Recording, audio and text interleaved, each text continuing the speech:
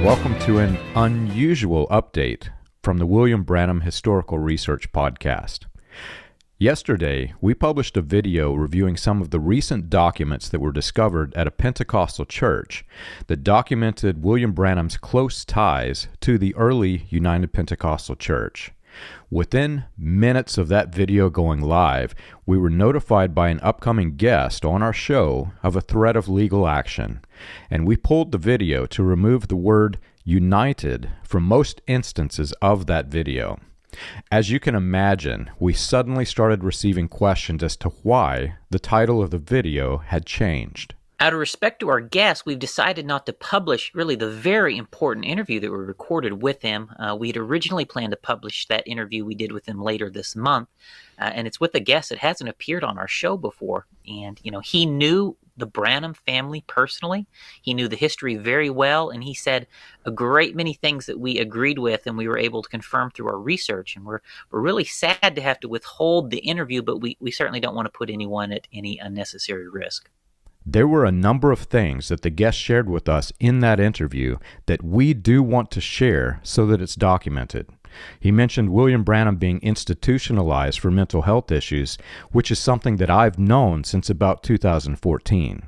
But until his interview, I did not know the location. He also knew the current leader of the message cult of personality, as well as most of his extended family and in-laws. Out of respect to the guest, however, we're going to withhold publishing his interview until he feels comfortable with giving us permission to release it. He also shared personal knowledge about William Branham's attempts to join the UPC during the 1940s. The purpose of our show is not to attack the UPC, but to explore the nature of William Branham's relationship with that group in the 1940s and 1950s before they ultimately banned him from preaching in their churches.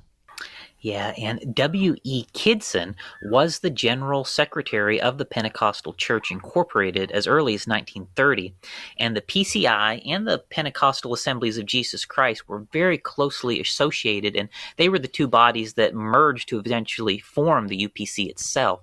And so Kidston was just instrumental from the very beginning of the UPC. And William Branham was Kidston's assistant editor and a leading evangelist at the time that the UPC merged. And at the time of that union, regardless really of whether his sect was accepted into the denomination or not, he was an important figure in the days that the UPC came together. Meanwhile, all of this raises a very significant question.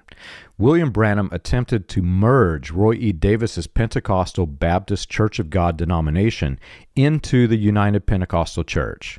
Branham was ultimately unsuccessful, and by 1948, he abandoned that intention for latter rain. But there is a missing timeline from 1936 to 1946 that appears to have been fully erased from the message cult and the United Pentecostal Church. The question for me is, why was it erased? And after this, Charles, I can assure you I'm even more curious to dig deeper into that history. Yes, John, I'd love to find more information on that. And if anyone has a copy of W.E. Kidston's magazines from 1945 or 1946, I suspect the answers we are looking for are in those magazines. I agree.